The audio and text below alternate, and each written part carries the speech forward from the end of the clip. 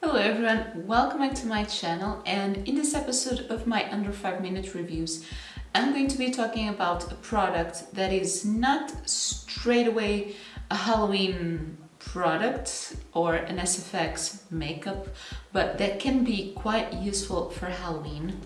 That is the Ucanbe or Changeable Fantasy eyeshadow palette, and they do have one or two or three of these, I think, but this particular palette is the one that is a dupe for the Morphe X James Charles palette, and this one actually came out before he did the mini version of his palette. So I will leave the price up here because I don't actually remember, but this one also has 39 shades, and as you could probably tell, it's the exact same layout, the exact same colors, but in a very smaller version. I don't actually have the James palette, but just to compare to the size of the Morphe palette, this is the 39S. So this palette is quite smaller. It's basically almost half the size. So the packaging is just cardboard, so it's pretty cheap. And the pen size is quite small, but this is basically a rainbow palette and it can be very nice to play with color. I have swatched all of the shades, so I will insert the swatches now. So for the matte shades, you have a really wide variety of shades with 26 shades with lots of neutrals, but some berries, a red, some blues and pinks and purples.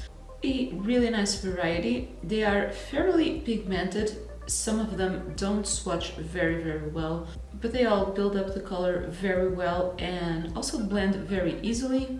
And then in terms of shimmers, you have 13 shades with at least one shimmer for every kind of tone that you want to use. And they are pretty reflective, some more than others. I would say the neutral shimmers are a little bit more metallic than the colorful ones, but they are pretty nice.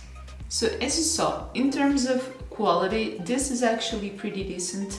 I have used this one a lot and it was very useful for Halloween last year, and I've also done some different colorful things with this. So if you don't have the James Charles palette and you want to try something pretty much with the same colors, you could definitely use this one.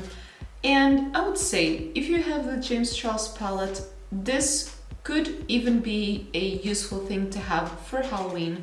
Let's say you want to do a Halloween look quite elaborate with a lot of different colors, and let's say you need to practice a few times before you do the actual look.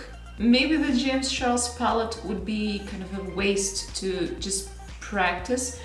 You could use this one to practice and then use the real thing for the actual look. So that's an idea to consider. I will leave it linked in the description box in case you want to try it, but I actually really like this one.